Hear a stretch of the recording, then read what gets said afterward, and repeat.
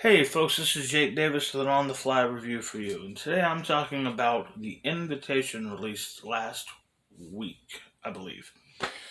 This movie is directed by Jessica M. Thompson and stars Nathalie Emmanuel, Thomas Doherty, Stephanie Cornelisian, Alana Bowden, Hugh Skinner, and Sean Pertwee.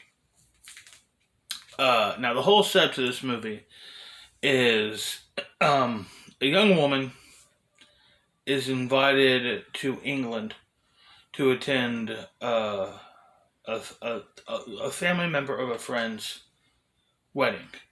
When she gets there, she realizes that she's been drawn into an ancient ritual of vampirism and basically how she's being recruited by vampires. Now, the first now, I'm gonna have spoilers in here.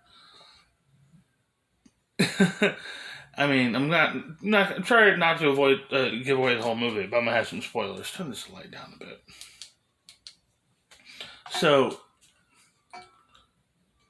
the first half of the movie is a lot of melodrama, meet cute kind of stuff with a lot of with some peppered in scares. And then it breaks down to its second half, or a little less than second half. Maybe that's the last 45 minutes, or 40 minutes, where she finds out what's going on with its vampires, and it becomes more of a vampire straight up movie. Now, first off, straight honest, the writer of the film, Blair Butler, accredited Bram Stoker's Dracula as being a strong inspiration, but to me, the whole time watching this film, I'm thinking, well, it's obviously somebody saw Get Out and Ready or Not over like the same weekend. Saw the mild similarities between those movies and decided to do a hodgepodge, but with vampires.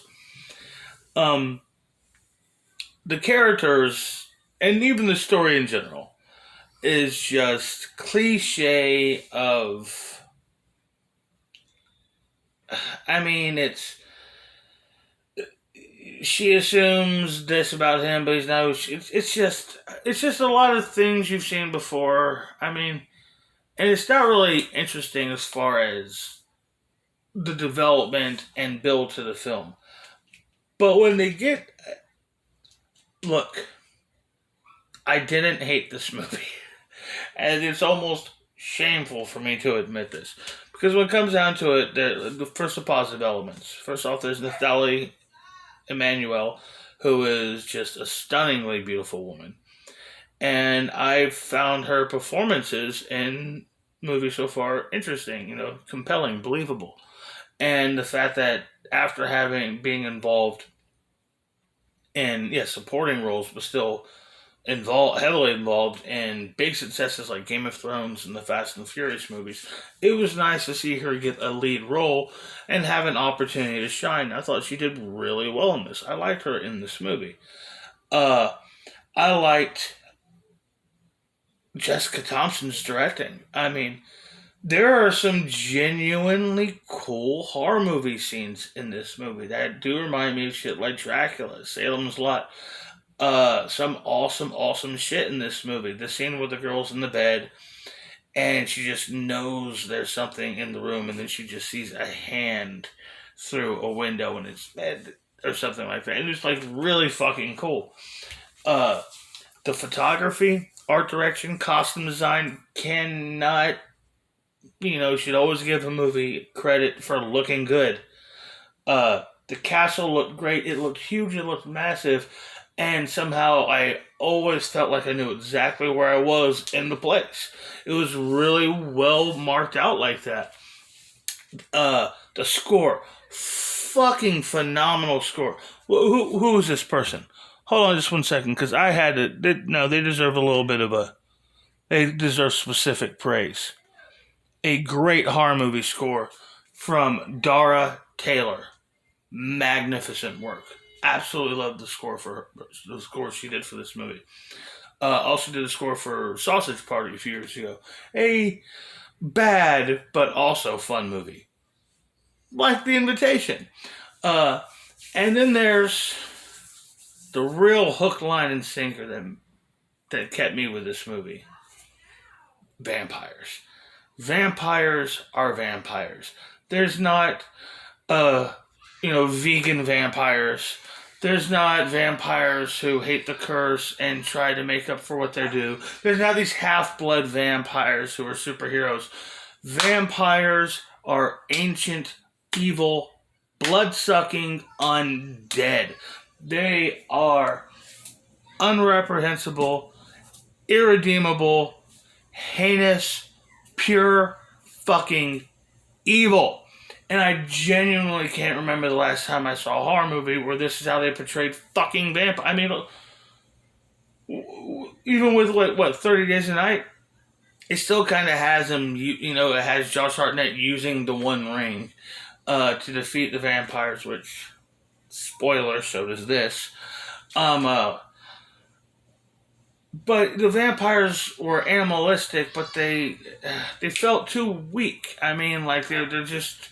Yeah, sure, they were animalistic, but as soon as their leader is killed, they just give up and go away. There's not an immediate alpha in the wings ready to take over the pride if the alpha is killed or falls or dies of old age or disease or anything like that. It's because that's how it fucking works in the animal kingdom. Anyhow,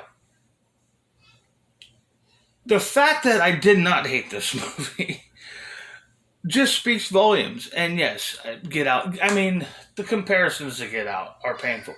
She even has the little real Howery character trying to talk sense into her before she leaves. Being in contact when weird shit goes off the rails. Being concerned when she can't contact her. Being there for her in the end. And yeah, it even has like a Blade kind of ending set up for a sequel. I can't give it more than 3 stars because its problems are big problems, but it's pluses. It's I don't know. I had a word on it's pros opposed to its cons are so surprising and so welcome that I recommend this movie. It took me 7 minutes to talk myself into saying that. But that's what I'm saying. This is a feminist horror film in 2022 that I think you should check out if you get a chance. It's bad. It's stupid. But so bad it's good. I'm Jake Davis, and I'll catch you on the fly.